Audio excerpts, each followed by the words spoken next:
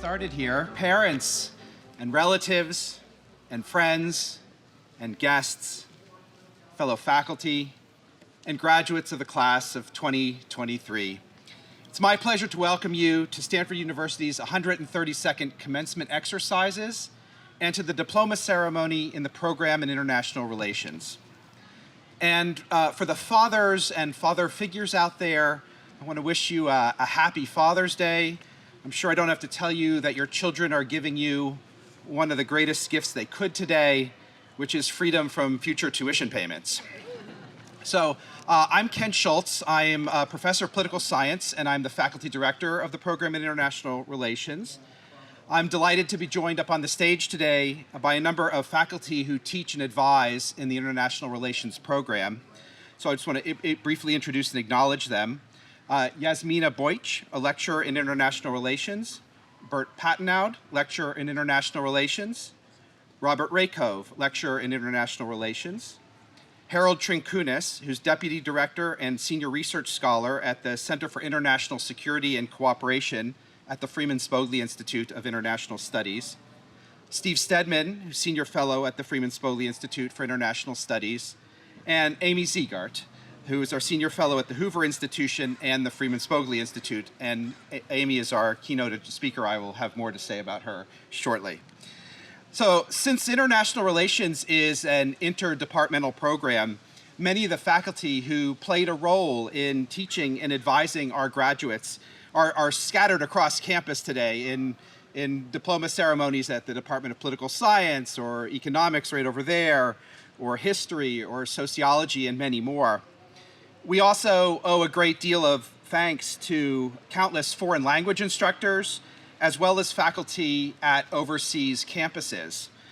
These links across disciplines, and indeed across the world, are what gives the international relations program its diversity and its vitality. So let me say a few things about the class of 2023. We're going to be honoring 58 majors and 11 minors. They are themselves an international group coming from 10 different countries.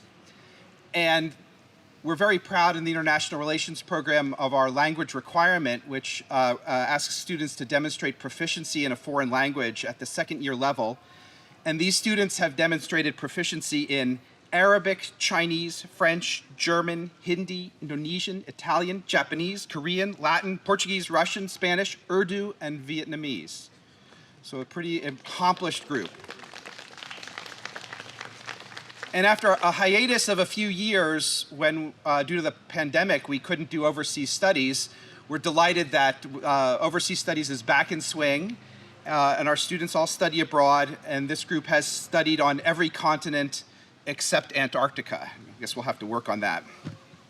13 of them are receiving honors for doing a thesis, either in international relations or in one of the interdisciplinary honors programs. 2 of them received a Firestone Medal, which is a university award recognizing excellence for honors research. And you have a list in your program of their thesis topics, so just invite you to enjoy the variety of things that they studied. They cover pressing topics, including the workings of international organizations, the dynamics of international migration, contemporary security challenges, and the legacies of violent conflict. So it's a very accomplished group that we're delighted to be honoring today. So let me introduce our first speaker then. So I'm delighted to have as our keynote speaker Professor Amy Zegart. Professor Zegart is the Morris Arnold and Nona Jean Cox Senior Fellow at the Hoover Institution. She's also a Senior Fellow at the Freeman Spogli Institute, Professor of Political Science by courtesy, and a number of other roles. One of the roles I want to mention is that she directs the Robert and Marion Oster National Security Affairs Program, which is a program that pairs undergraduate students with mentors who come from the US military, the State Department, or intelligence agencies.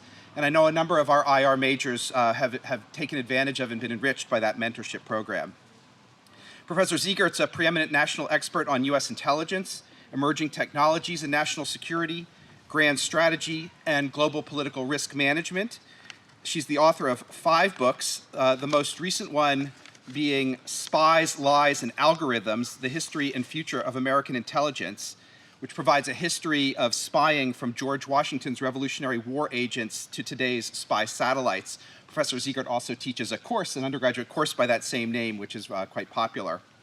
And in addition to her academic work, she's done extensive public service, including serving in the Clinton administration's National Security Council staff and as a foreign policy advisor to the Bush 2000 presidential campaign. She's consulted with the Marine Corps, advised officials on national and local levels on intelligence, homeland security, and cybersecurity matters. Professor Zegart received her bachelor's degree in East Asian Studies from Harvard, and she earned her PhD in political science here at Stanford. In fact, we were classmates together. We graduated in the same year. For both our sakes, I won't say which year that was. So we're fortunate that she's come full circle back to Stanford and excited to have her as our speaker today.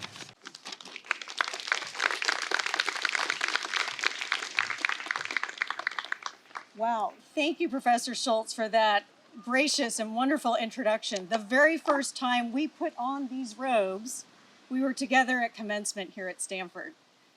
Family and friends, colleagues, what an honor it is to be here to celebrate with you the achievements of these amazing students. IR students, I'm looking at you. You are awesome. And not just because your idea of fun is doing a nuclear non-proliferation review conference with Professor Sieun, or spending an entire Saturday pretending to be the US government in my North Korean crisis simulation.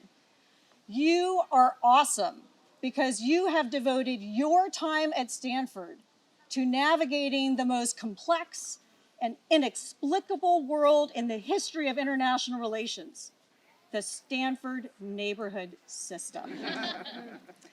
Yes, managing that difficult transition from neighborhood N to Ginkgo and neighborhood D to Magnolia, while dealing with the housing draw that sends you inexplicably to the windowless and sometimes stoveless wilds of EVGR, has prepared you well for dealing with foreign worlds and seemingly intractable challenges.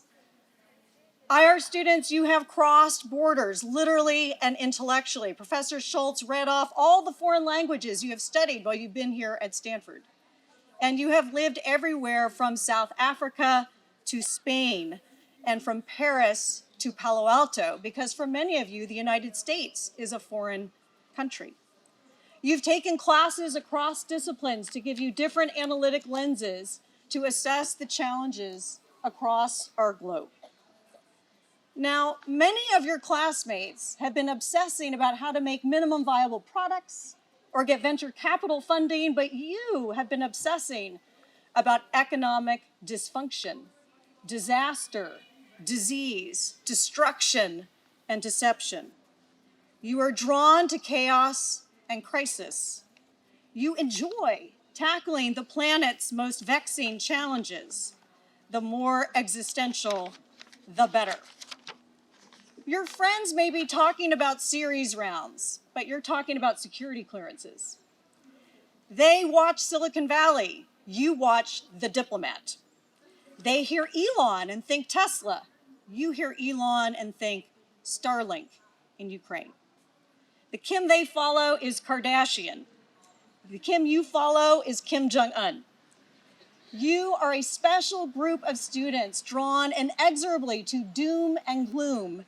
And on behalf of all of the IR faculty here at Stanford University, I say to all of you, welcome to our club.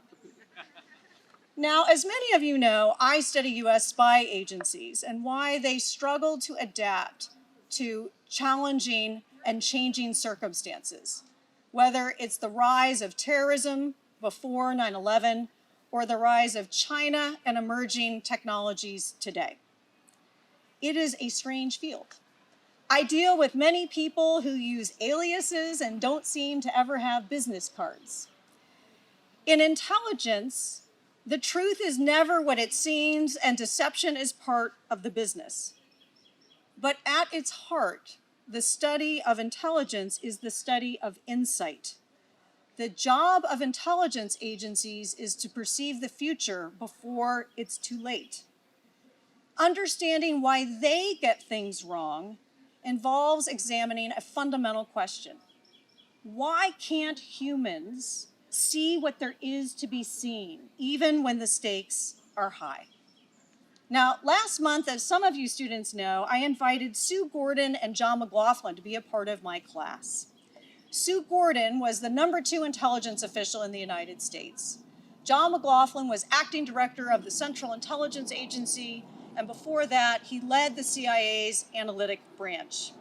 Now, together, they have more than half a century tackling the thorniest threats in international security.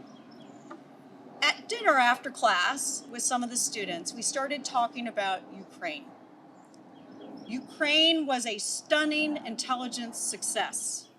For weeks before the shelling began, Washington declassified and released a relentless stream of remarkably detailed findings about everything from Russian troop movements to false flag attacks the Kremlin would use to justify its invasion.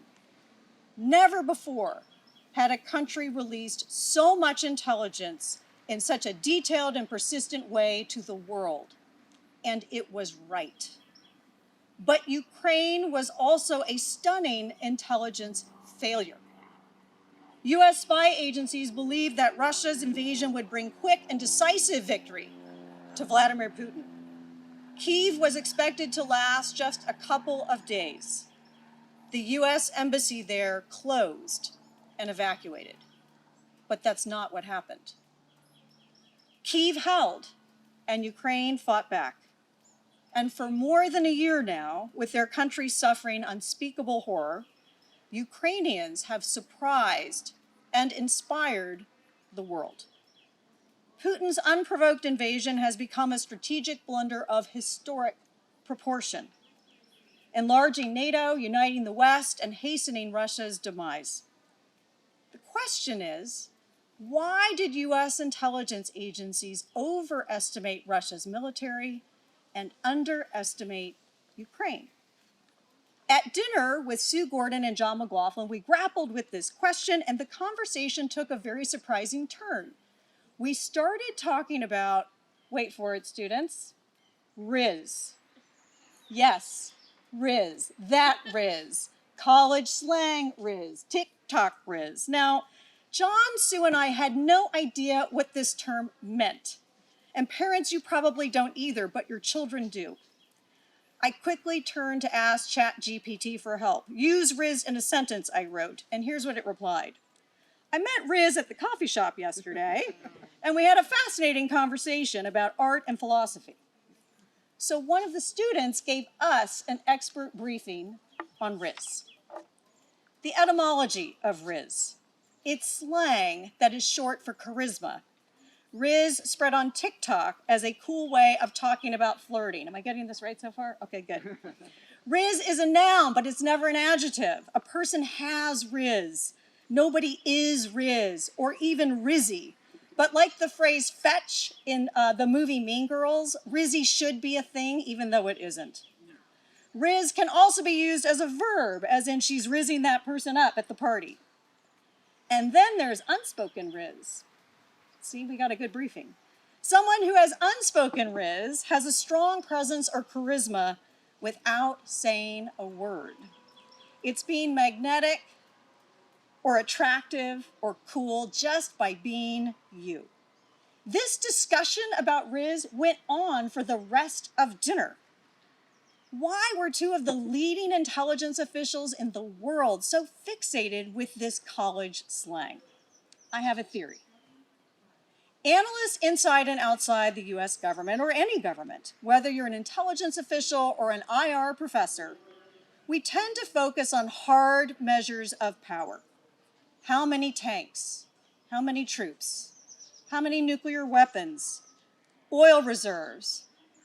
Hard currency reserves? GDP per capita? AI data sets and compute power? We are obsessed with the distribution of power and how it's wielded, and we count things that can be counted, hard metrics.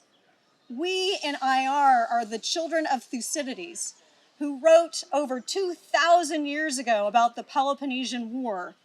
The strong do what they have the power to do, and the weak accept what they have to accept.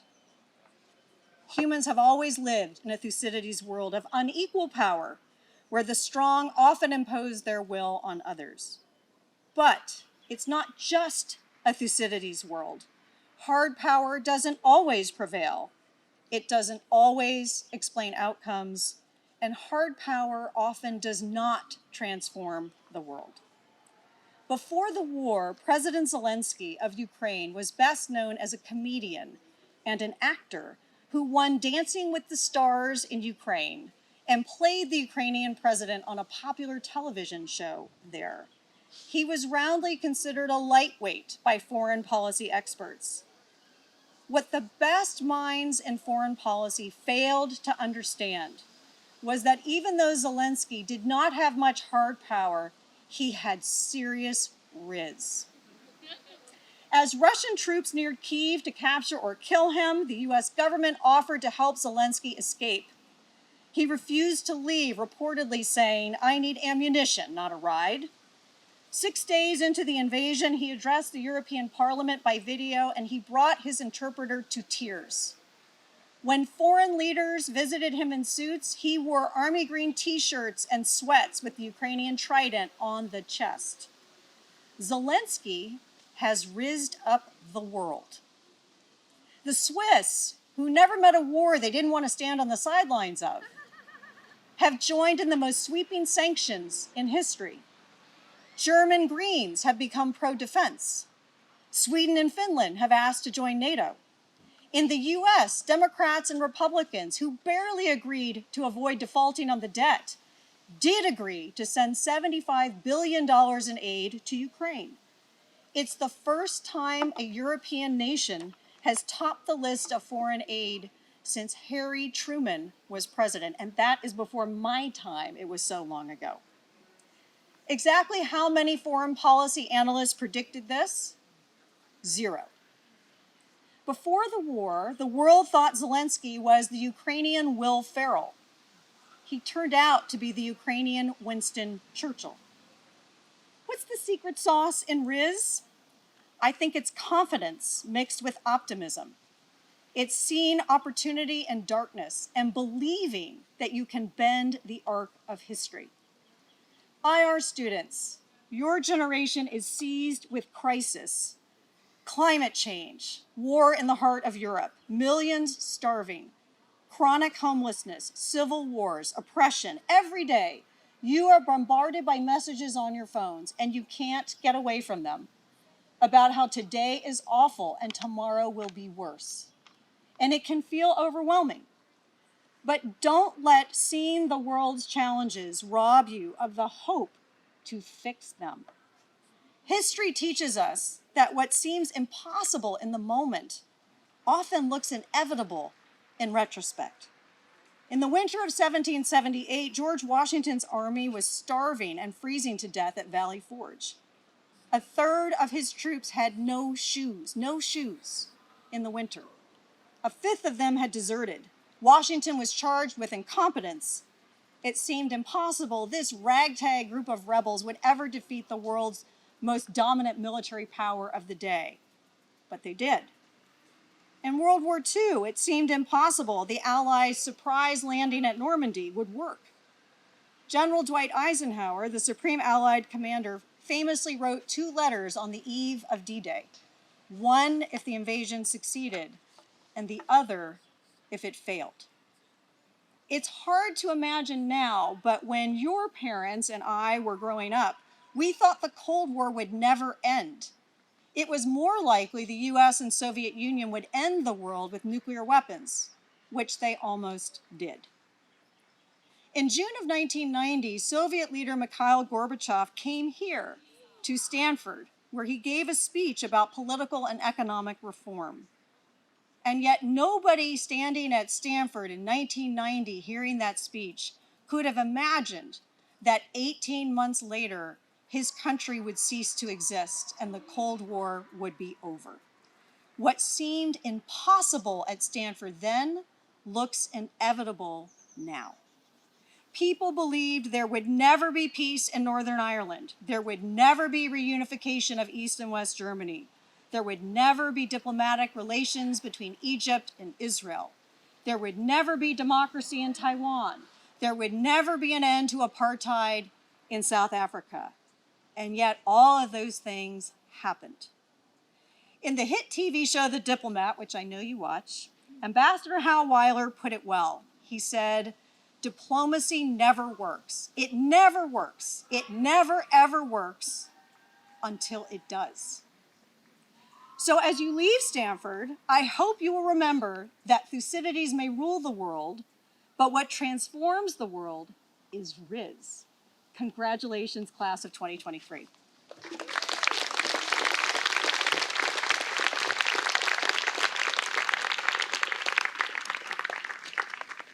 Thank you, Professor Zegart, for that, those remarks and for increasing the vocabulary of, I'm guessing, many of us here. Okay, so now we're delighted to have two speakers from the class of 2023. The first speaker is Kelly Kim. Kelly learned Mandarin, Spanish, and French, minored in modern languages, and completed a coterminal master's in communications. She was inducted into the National Political Science and Spanish Honor Societies, received an Alumni Association Award of Excellence, and graduated with distinction and Phi Beta Kappa. She was a research assistant at the Stanford Cyber Policy Center and Stanford Law School, and a teaching assistant for Dr. Rakov in one of our core history classes, as well as being an IR peer advisor. Kelly will work at the Senate Foreign Relations Committee in DC and plans to pursue a career at the intersection of foreign policy, law, and diplomacy. Kelly?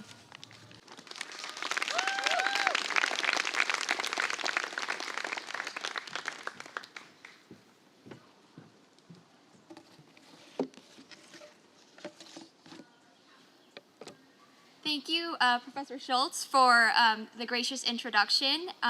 Professor Zegart's speech is definitely a tough act to follow, but I'm going to channel my own Riz and get through the speech. So, here we go.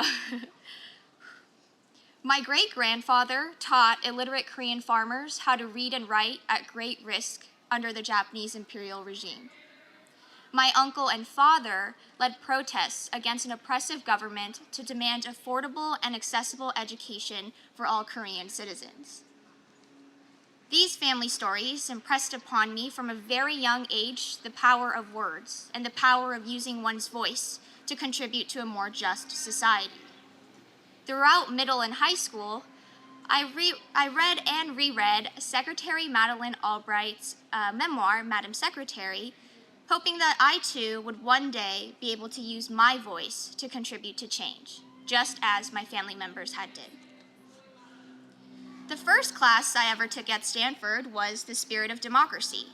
There, I learned about the complexities of democratic development and the intricacies that average citizens take in order to protect it. And I learned that from my family as well. The following quarter, in my freshman year power class, I wrote about how ethnic minority populations, such as the Uyghur Muslims in China, use linguistic methods of resistance to circumvent Chinese state-sponsored censorship and fight against a regime that is genocidal. This later became the topic of my master's thesis. That summer, I carried this interest in grassroots resistance and international justice onto an internship at the Department of Justice, where I worked with prosecutors and historians to bring perpetrators of genocide and crimes against humanity to justice. Most of the time, it was thinking about litigation methods and trying to get these international criminals on American soil. At that point, I knew all my passions clearly pointed to one major, IR. And in fact, it was almost automatic. I knew that no other major would equip me with the incredibly complex tools needed to succeed in this difficult world and would allow me to learn interdisciplinary thinking, multifaceted analysis, and of course, innovative and comprehensive dialogue. But more importantly, I'd like to think that I was drawn to IR because it would teach me to put my passion into concrete action, something that our world needs more of. So whether it was analyzing the decision-making processes of American presidents with Dr. Rakov, or examining the merits of the right to protect with, of course, Dr. Pat Nod, every IR class I took taught me to apply historical knowledge and international political knowledge to modern issues. Close mentorship from former diplomats and politicians at the Freeman Spogli Institute taught me the importance and the value of public service. And glimpses of what it was like to influence policy, both at the State Department and think tanks like the Brookings Institution, taught me that change can be made at the governmental and the institutional level, although at times it may be difficult, as Hal Weiler said in The Diplomat. And as I continued my studies in Chinese and Spanish, I learned one important lesson, and that was that movements for change are fundamentally grounded in values that transcend beyond cultural boundaries and geopolitical borders. Change comes from citizens. It doesn't come from concepts or geopolitics or anything beyond that. The last 4 years for many of us have been the most exciting and the most exhilarating, but they've also come with great challenges. From the war on Ukraine to ongoing genocides in Burma and Myanmar, anti-democratic challenges in Azerbaijan, Cambodia, and the United States as well, armed conflict in Sudan, Ethiopia, and Syria. Discussions of international politics over the last 4 years have been grim. But it is in times like these that I am reminded why my friends and my wonderful peers here and I decided to declare IR. It has permanently altered our view of the world and for the better. It is precisely what has taught us to address very complex global issues with an open mind, with a fervor to contribute to a just society, and with the willingness to contribute to innovative dialogue and comprehensive discussion. As we become the next generation of diplomats, policymakers, and scholars responsible for shaping the future that we will live in, I hope we can ground ourselves in the values of social justice, care, diplomacy, conversation, and innovation that we've learned at Stanford and truly use it to fight for the principles we believe in. And with that, thank you and congratulations to the class of 2023.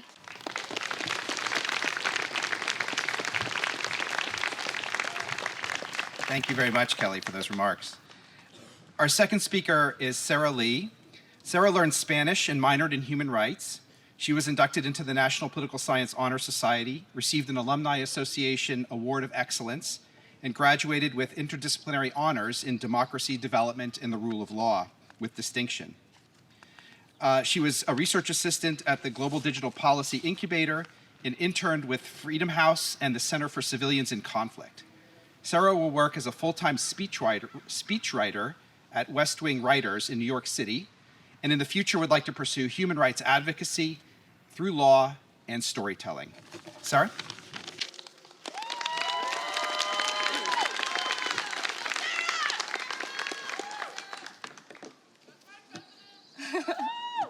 Welcome all. I wish a universe of congratulations and gratitude to the Stanford International Relations class of 2023, and to the family members, friends, ancestors, educators, mentors, and campus workers who have made our achievement possible. As IR students, we had the privilege of studying the world and its 8 billion people and nearly 200 countries and over 7,000 languages and ways of living, governing, and being. It is a gift to have shared this global curiosity with all of you, no less from the cultural capital of the world, Palo Alto. But in all seriousness, to graduate with you all today is an honor and a joy. But in the back of my mind, I'm incredibly scared. We're so young. We can do so much. We can become so much. When grappling with all of these anxieties, I've been thinking a lot about the words of a courageous woman. Her name is Chanel Miller. I think about the reminder she leaves us with at the end of her memoir. Stay tender with your power. I think tenderness is underrated. Somewhere along the way, the world tries to trick tenderness out of us. It tries to tell us that if you want to lead or succeed, you've got to be strategic and cold, unrelenting or stoic. But tenderness grounds who we are, and I think it's what our world desperately needs more of. I'm a firm believer that at the core of tenderness is a profound understanding of humanity in everyone, in your parents, in your friends, in people you agree with, and people you don't agree with, and people who live just down the hall, and people you have not yet met. We are tender when we listen. We are tender when we acknowledge the limits of our own understanding. We are tender when we sit with our own fears, vulnerabilities, and insecurities and let them serve as a source of growth, a place for a new beginning. On this very campus, I have felt tenderness in its truest of forms, in the friends I cherish, the ones who have held me and whom I have held through anxiety attacks, heartbreaks, the passing of loved ones. I have found it in every shared song, article, or poem sent with a message. I thought of you. I think you might like this. I feel it embodied in my existence from the sacrifices made across generations in my family, just as they have been made in each of yours. Tenderness is a feeling of closeness, togetherness. Tenderness has always found a way to survive in our world. It's how we survive in our world. It was there when former New Zealand Prime Minister Jacinda Ardern banned assault-style weapons after the Christchurch shooting. It was imbued in every story of apartheid courageously shared during the Truth and Reconciliation Commission in South Africa. It's tucked into every protest, every call for change, every reminder that the world can be, should be, better. When Iranian women and girls stand in defiance of the hijab law and morality police, when the people of Myanmar refuse to give up on their democracy after the military coup, when indigenous environmental defenders across the world fight to protect this sacred earth from those destroying it, there's irrevocable, indelible tenderness, closeness, togetherness. Today, as we move forward as Stanford graduates, I ask you to stay tender with your power. A Stanford education is power in its own right, privilege granted by an institution built upon the disempowerment of those it deemed other. Sometimes it feels just so wrong to hold all this power. But today, we do. And tomorrow, we get to choose what we do with it. So whether you become a diplomat or a data scientist, a journalist or an activist, a teacher or an entrepreneur, invite tenderness into the change you hope to make. Welcome it into every interaction, every conversation, every shared vision of how this world could be so much different. Though we may be leaving our IR classrooms, there's a perpetual beauty in listening, learning, and understanding how others move through this world and the stories they believe in. Challenge yourself and others to make meaning of where our differences lie, but to also revel in our shared humanity and knowing that we are all made of the same stardust. Finally, I want to remind you that as you set your table of tenderness for your peers, your loved ones, and the entire world, remember to set a place for yourself. Prime Minister Ardern accomplished so much during her time in office, but to me, her bravest moment was when she chose to take a step back and breathe. It is an act of courage to be kind to yourself. I hope you never forget this. Wherever you go, whatever choices you make, you are invaluable, you are loved, you are worthy of tenderness in every form, every lifetime, every parallel universe. To the Stanford International Relations class of 2023, I am so grateful and hopeful and utterly in awe of each of you. I hope we spend our entire lives learning, whether together or apart. I hope we find joy in all the things we do not know and in all the selves we may be. And through it all, I hope we stay tender with our power. Thank you.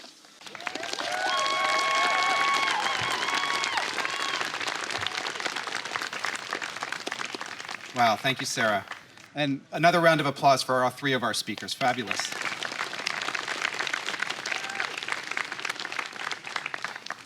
All right, now I guess we're going to turn to the main event, which is the awarding of the diplomas. So as I pass out diplomas, here to read the names and tell you a little bit about each of our graduates are two very valuable members of our program, Dr. Robert Rakove, who is lecturer in international relations and who teaches a number of our core classes, and Professor Stephen Stedman, who's a senior fellow at the Freeman Spogli Institute. As their names are read, students will come up and receive their diplomas, and then they're going to stand between me and Professor Zegart for a photo opportunity. I should add that if you open your diploma case and find that it's empty, that's because you didn't finish your last assignment in my class. No, actually, it's I'm kidding. It's because Stanford is now mailing diplomas to you, so all of your diploma cases will be empty. So look for the diplomas in the mail. All right, Steve. Okay, wonderful.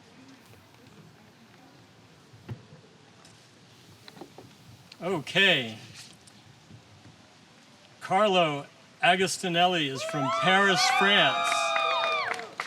He's specialized in economic development, world economy, speaks French and Italian, and played men's varsity soccer.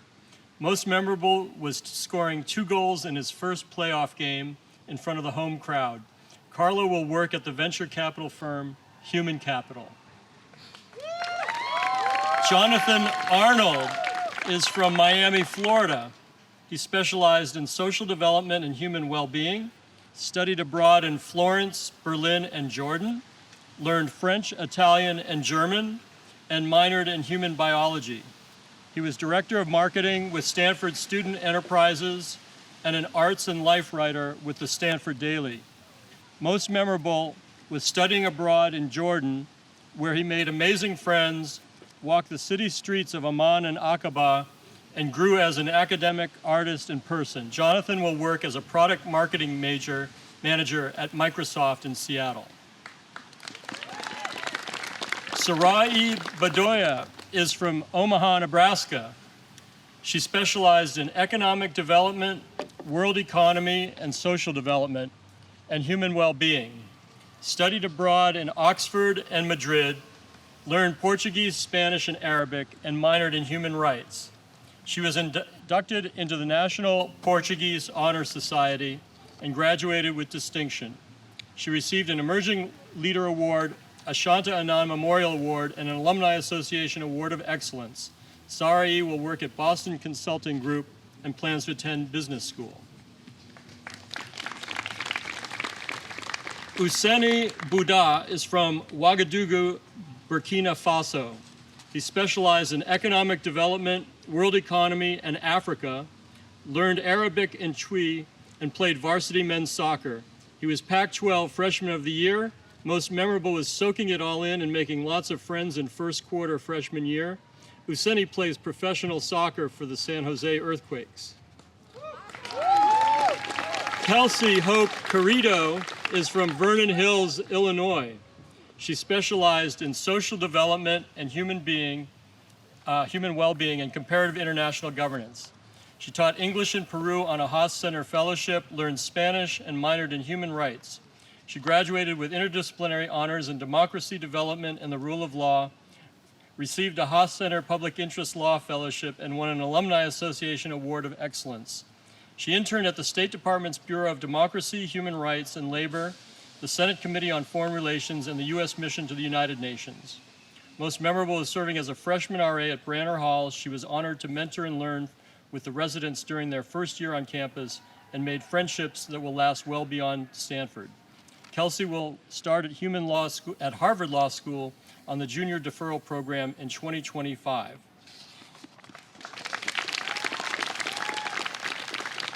Michael Carnegie is from Stanford, California.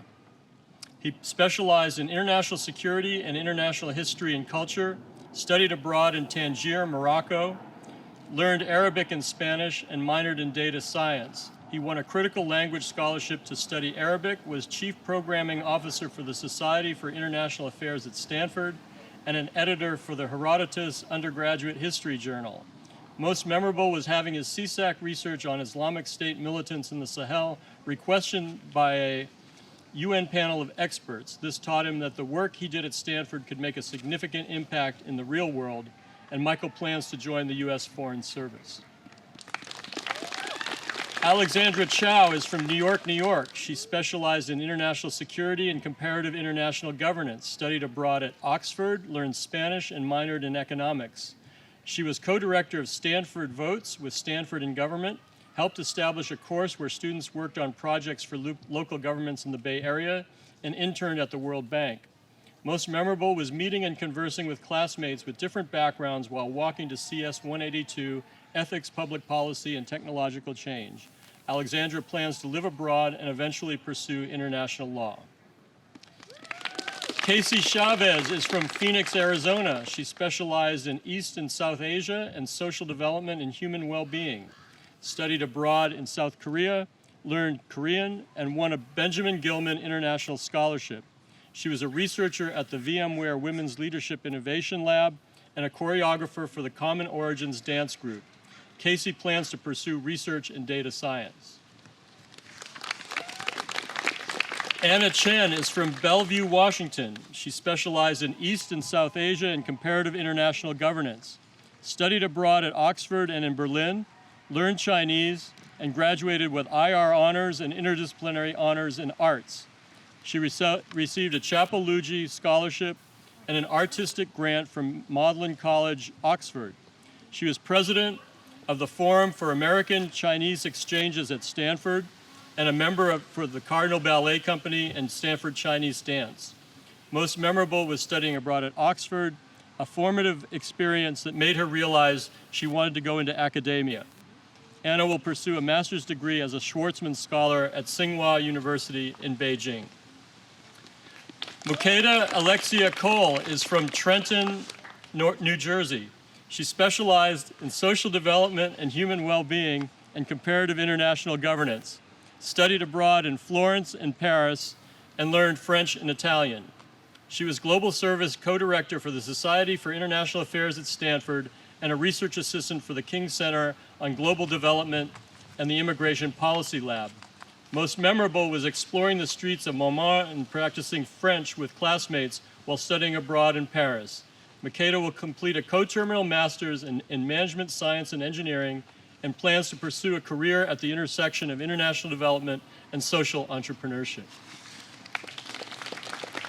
Sarah Lewis Crable is from Cincinnati, Ohio. She specialized in environment, in energy and natural resources, and social development and human well-being. Learned Spanish and Mandarin, and won a Russell Berman Award for excellence in an introductory seminar. She was communications coordinator at the Women's Community Center and research assistant with the Stanford Housing Equity Project. Most memorable were adventures exploring and hours-long dinners in San Francisco with friends. Sarah plans to complete doula training and work in reproductive and environmental health and justice.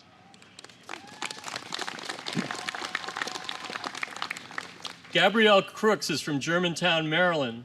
She specialized in comparative international governance in Africa, studied abroad in Florence, learned Spanish and Italian, minored in human rights, and graduated with interdisciplinary honors in democracy development and the rule of law.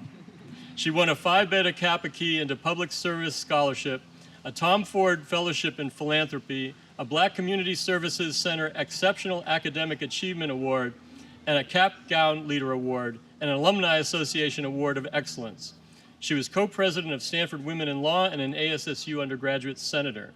Most memorable was studying abroad in Florence, where she took classes with Italy's former prime minister, traveled around the country, and ate great food. After working as a Tom Ford Fellow at a philanthropic foundation, Gabby will complete her coterminal master's in sustainable science and practice and plans to apply to law school. Hamza Daoud is from Los Angeles, California. He specialized in international security and comparative international governance, studied abroad in Florence, learned Urdu, minored in computer science, and won an Alumni Association Award of Excellence. He was a research assistant at CSAC and interned at the U.S. State Department Office of Weapons of Mass Destruction Terrorism and the Office of Nuclear Energy Safety and Security. Most memorable was studying abroad in Florence. Hamza plans to complete his coterminal master's in international policy.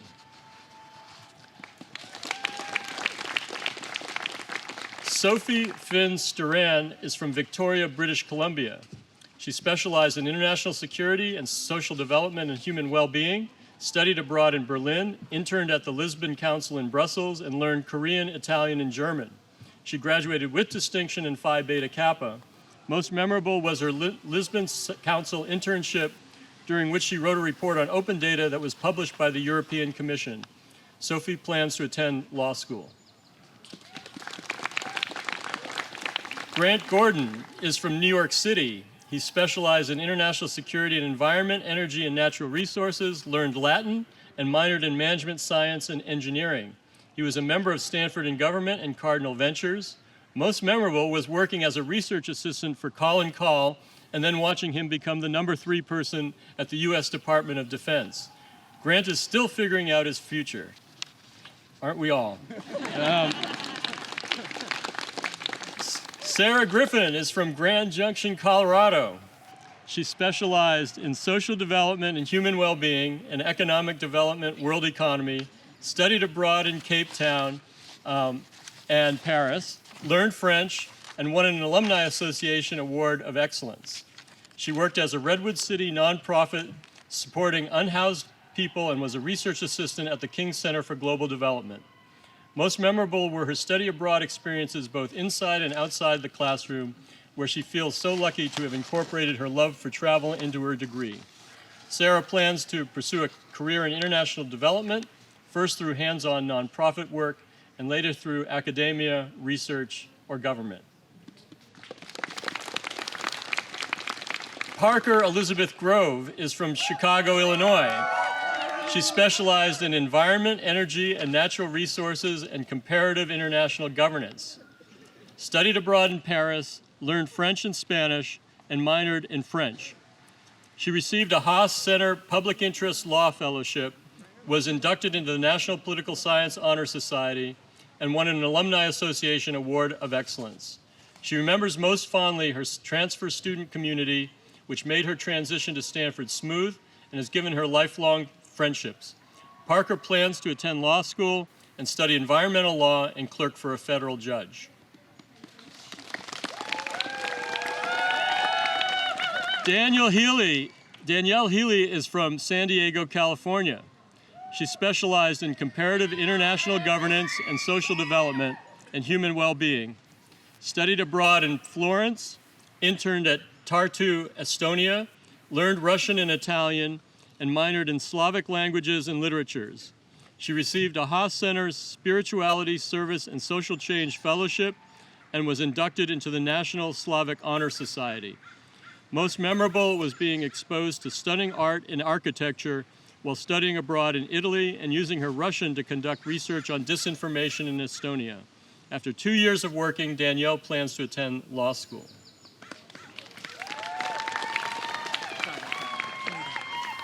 Nicole Hensel is from Great Falls, Virginia.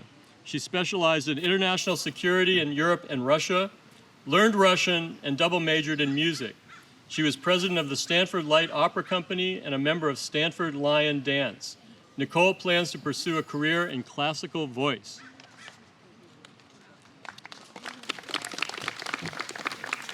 Brandon Hong is from Missouri City, Texas.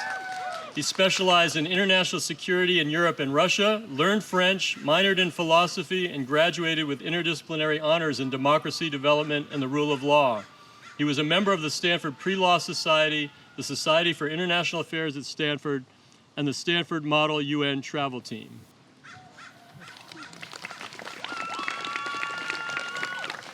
Lauren Johnson is from Surprise, Arizona. She specialized in Europe and Russia and international history and culture, studied abroad in Belgium, Madrid, and Jordan, learned Spanish, and minored in human rights. She received public service fellowships from the Haas Center and Yale Law School and was inducted into the National Spanish Honor Society. Most memorable were the warmth and laughter from the little moments, sitting in the sun with friends at Meyer Green, the Terman Fountain, and the Dish. Lauren will do some traveling and would like to attend law school. Micah Jones is from Claremont, California. She specialized in East and South Asia and international security, learned Korean, Chinese, and Russian, and minored in history. She was a camera as witness coordinator and president of the Stanford Japan Exchange Conference. Most memorable was worrying as a frosh that her only friends at Stanford would be the groundhogs outside her dorm. However, she ended up making lifelong best friends. Micah hopes to enter the education field and leverage diverse mediums and platforms to educate people on important stories and events. Annika Sophia Pauline Corey is from Portola Valley, California. She specialized in environment, energy, and natural resources and international history and culture, studied abroad at Oxford, and learned French. She graduated Phi Beta Kappa with distinction and received an Alumni Association Award of Excellence. She was a member of the varsity women's lightweight rowing team, the Intercollegiate Rowing Association All-Academic Team, and Student Athletes for Sustainability. Annika plans to complete her coterminal master's in sustainability, science, and practice. Kelly Kim is from Los Angeles, California, and Honolulu, Hawaii. She specialized in international security and comparative international governance, learned Mandarin, Spanish, and French, minored in modern languages, and completed a coterminal master's in communication. She was inducted into the National Political Science and Spanish Honor Societies, received an Alumni Association Award of Excellence, and graduated with distinction and Phi Beta Kappa. She was a research assistant at the Stanford Cyber Policy Center and for Ambassador Beth Von Schack at the Stanford Law School, a teaching assistant for Dr. Robert Rakoff, and an IR peer advisor. Most memorable was huddling covertly in the IR lounge with a group of classmates to spy former President Barack Obama walking through Encina Hall. Kelly will work at the Senate Foreign Relations Committee and plans to pursue a career at the intersection of foreign policy, law, and diplomacy.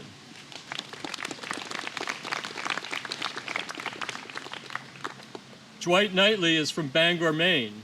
He specialized in international security in Middle East and Central Asia, studied abroad in Amman, Jordan, learned Arabic, and minored in Middle Eastern languages, literatures, and cultures. He was a research assistant at the Hoover Institution and for Professor Lisa Blades in IR's Summer Research College, and participated in Hoover's National Security Affairs Fellows Mentorship Program. After a summer internship with the U.S. Department of Defense, Dwight will complete his co-term master's in international policy and plans to pursue a career in public service. Gwyneth Panyasi Lay is from Fresno, California.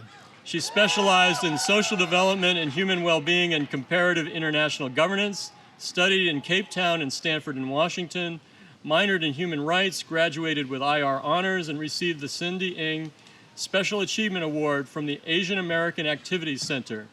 She co-founded the Lao and Laotian Student Union and was involved in Students for the Liberation of All People, the Who's Teaching Us campaign, and the 22% campaign. Most memorable was spending 3 months in Laos conducting needs assessment interviews with Laotians disproportionately impacted by the U.S. invasion. Gwyneth plans to continue working in development and humanitarian aid in Laos and pursue a graduate degree abroad.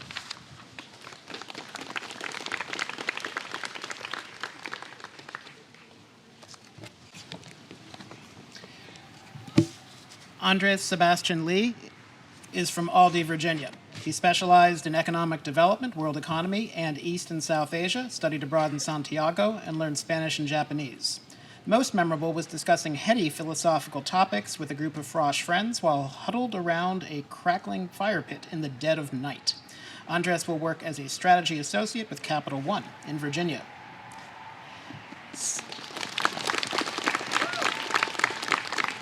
Sarah Lee is from Arcadia, California. She specialized in social development and human well-being and international security, learned Spanish, minored in human rights, graduated with interdisciplinary honors in democracy development and the rule of law, and completed a coterminal master's in public policy.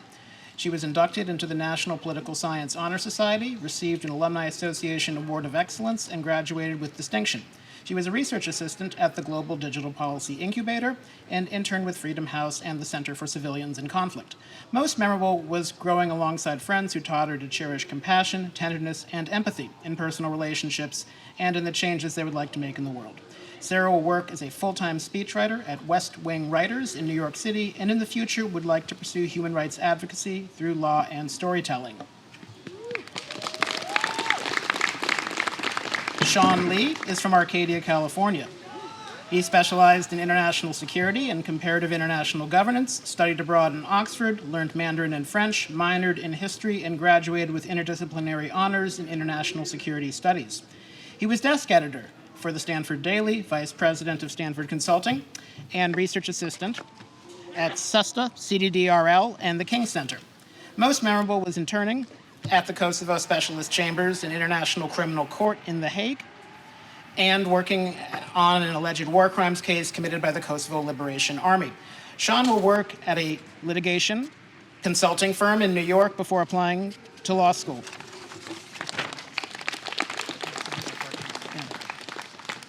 Kira Siobhan Locker is from Owasso, Oklahoma. She specialized in social development and human well-being and international security, learned Spanish and Cherokee, minored in human biology, and won a Booth Prize for outstanding writing.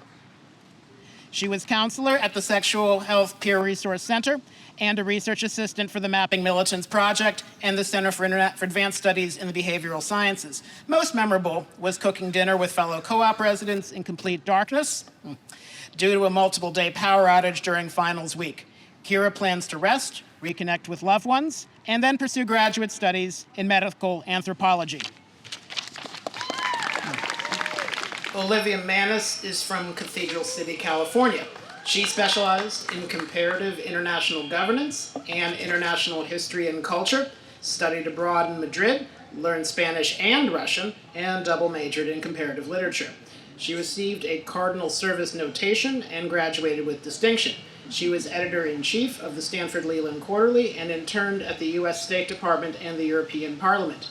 Most memorable was attending the plenary session of the European Parliament in Strasbourg, France. Olivia will pursue a master's degree in the UK.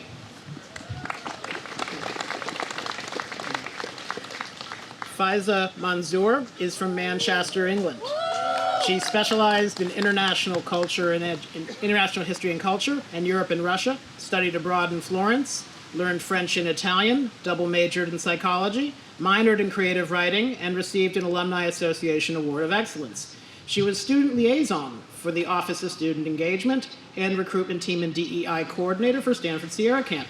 Faiza will work as the chief operating officer of the Stanford Daily.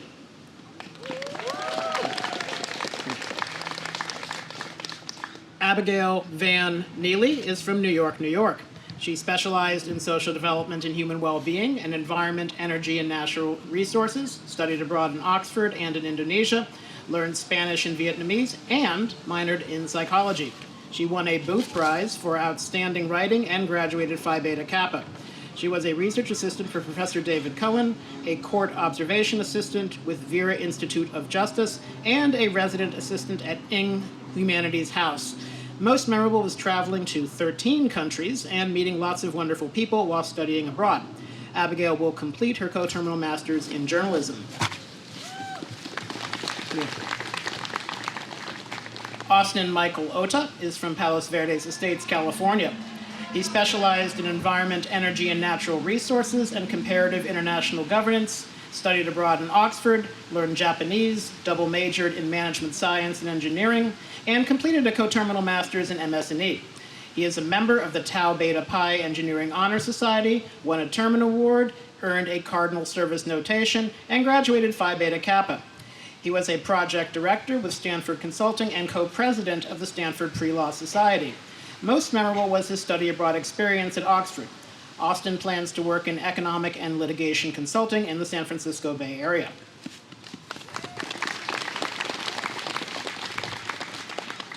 Catherine Pena Brown is from Santo Domingo, Dominican Republic.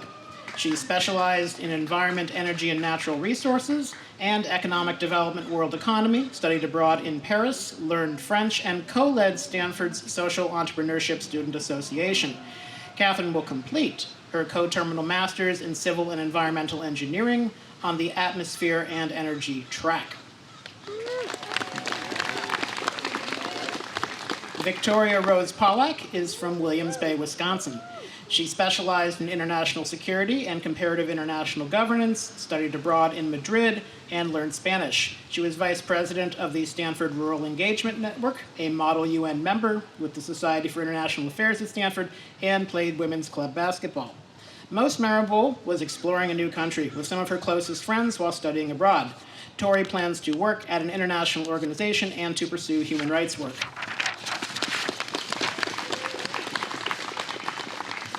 Stephen Sharp Queener is from Santa Barbara, California.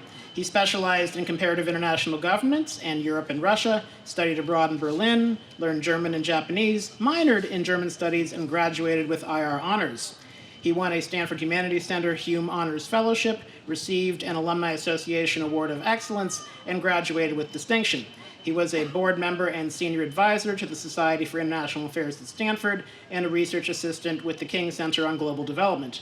Most memorable were the conversations and feelings of calm on many late-night walks with friends throughout the campus, especially under moonlight in the arcades of the main quad.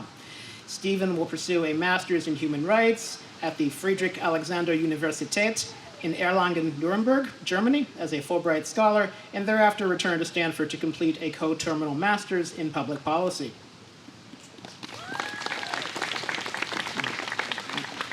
Luis Silvestre Quiroga is from Bolivia and McLean, Virginia. He specialized in international security and economic development, world economy, studied abroad in Madrid, completed a remote seed internship in Abuja, Nigeria, and learned French.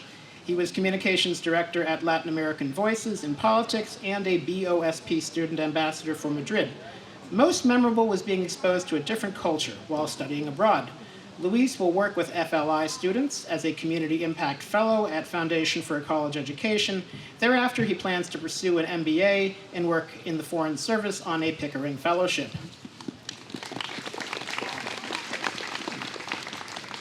Sarah Raza is from Canton, Michigan.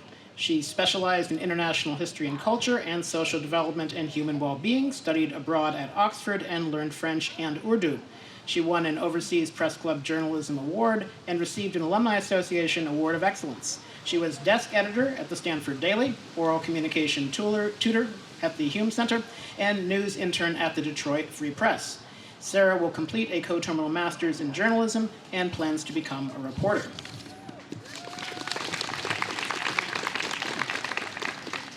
Rochelle Reyna Rodriguez is from Sanger, California. She specialized in international security and social development and human well-being, studied abroad in Florence, learned Italian, and minored in history. She graduated with IR honors and won an IR honors program thesis prize. Oh, yes, she did.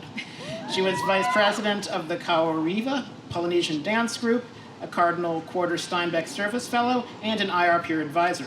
Most memorable was making lifelong friends and becoming immersed in Italian language and culture while studying abroad. Rochelle plans to pursue a PhD in history. Congratulations, Rochelle.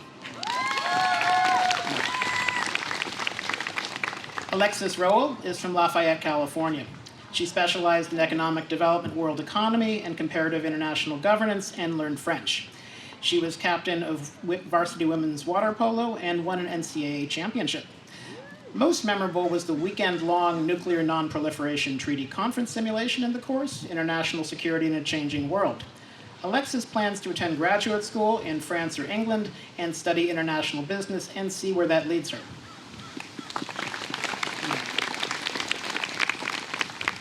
Tia Sewell is from Grand Junction, Colorado. She specialized in international security and social development and human well-being, studied abroad in Paris, learned French, minored in economics, and graduated with interdisciplinary honors in international security studies. She received an Alumni Association Award of Excellence and graduated with distinction.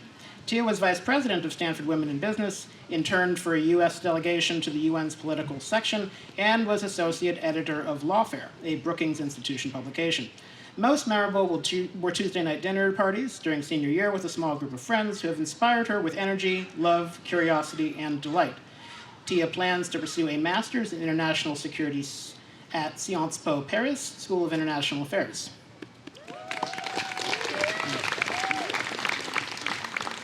Soo-Min Shin is from Seoul, South Korea. She specialized in social development and human well-being and international security, studied abroad in Florence, learned Italian, and double majored in science, technology, and society. She was president of the Korean Student Association and a political intern with the U.S. Embassy. Most memorable was traveling to different cities in Italy and learning about Italian culture while studying abroad. Soo-Min plans to work for a while in finance and then attend law school.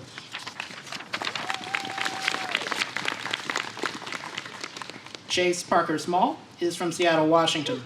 He specialized in international security and comparative international governance, learned Hindi, minored in data science, and graduated with interdisciplinary honors in international security studies. He received an Alumni Association Award of Excellence, won the Perry Prize for Excellence in Policy-Relevant Research in International Security Studies, and graduated with distinction. He was chair of Stanford in Government, director of Stanford Votes, and is a saxophonist in his band, Girl Band. Most memorable was traveling to Fort Campbell in Kentucky on a Hacking for Defense project on suicide prevention in the military. Chase will work at the intersection of cybersecurity and international relations with Krebs Stamos Group. Okay. Mauricio Tejas Sanchez is from Santa Ana, California. He specialized in international history and culture and social development and human well-being, studied abroad at Oxford, and learned Spanish. Most memorable was meeting at Stanford with a wide diversity of amazing people, many of whom will be friends for life. Mauricio plans to pursue a master's at Georgetown University as a Pickering Fellow and then work in the Foreign Service.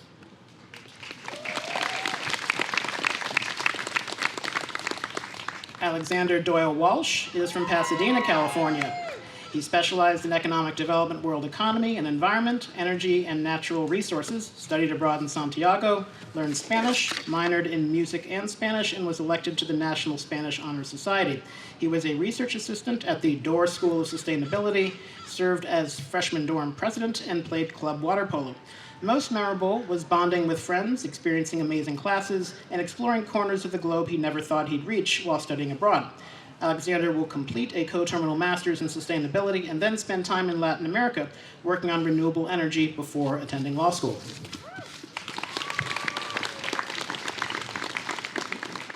Sierra Wells is from Park City, Utah. She specialized in Latin American and Iberian studies and social development and human well-being, studied abroad in Santiago, learned Portuguese and Spanish, and minored in data science. She won a Booth Prize for outstanding writing, was elected to the National Portuguese Honor Society, and received an Alumni Association Award of Excellence. She was a research assistant at the Human Trafficking Data Lab and a student assistant at the Center for Latin American Studies. Most memorable was living in the Hammersholt Co-op and sharing day-to-day life with a kind, down-to-earth, and internationally minded community. Sierra will spend the summer in Maranhão, Brazil, working on an anti-human trafficking initiative, and then start a data analyst position in Mexico City with the Data Civica NGO.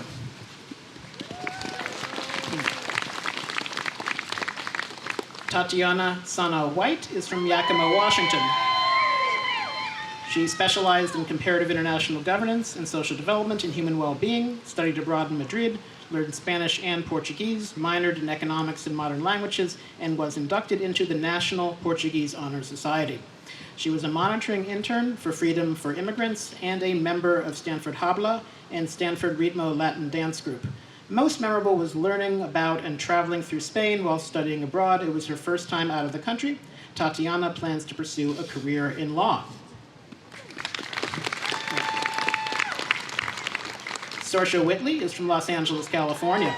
She specialized in international security in Europe and Russia, learned Russian and French, and graduated with interdisciplinary honors in democracy development and the rule of law. She won a Hoover Prize for outstanding writing and graduated Phi Beta Kappa and with distinction. She was executive director of Cardinal Ballet Company, interned at the University of Tartu in Estonia, and co-authored with Dr. Patenaude a Hoover Digest article on the American Relief Administration mission to Russia during the Great Famine. Most memorable was going to DC with her honors cohort. It was great for bonding and to learn about the kinds of work being done by a broad range of different organizations. Saoirse will attend UCLA Law School.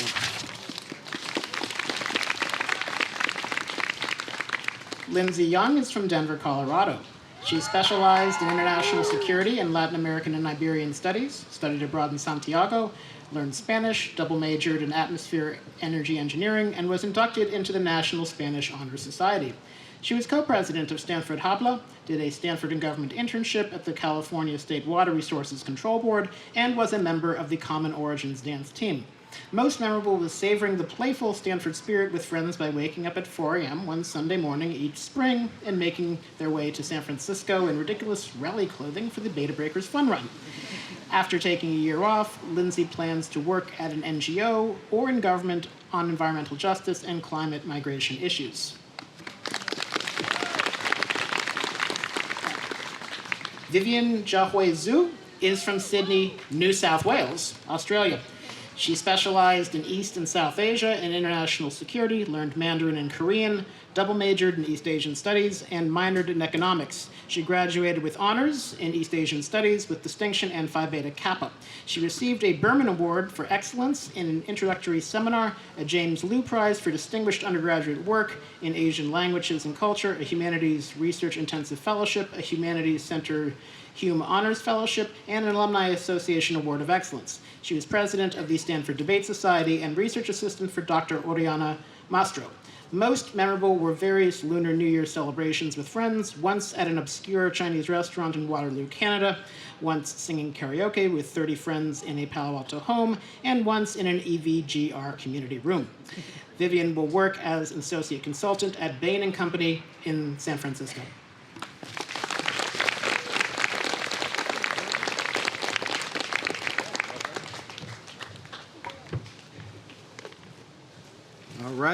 All right. Thank you for all the hard work reading. And sorry for the audio problems. Seems like we got past that. So one last round of applause for all of our graduates.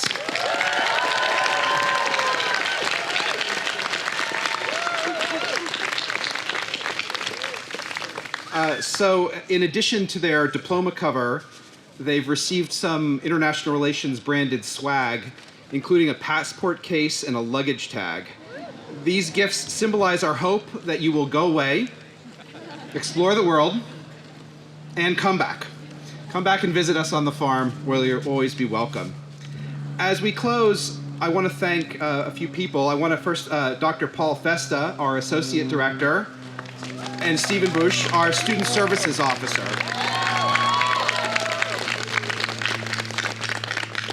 They support our students through the IR major in countless ways, not just choreographing this, but everything else they do as well in terms of advising and helping them navigate our requirements. And they've been working tirelessly to put this ceremony together, so thank you so much. I'm also grateful to several people from Stanford Global Studies who provided invaluable assistance today: Simrath Mathru, Franco Errico, and Grace Munin. Finally, I think it's fitting that our final act of recognition is for all of you out there, the parents, relatives, and friends who supported these students through their education. On behalf of the IR program, its faculty and staff, and on behalf of the class of 2023, thank you and congratulations.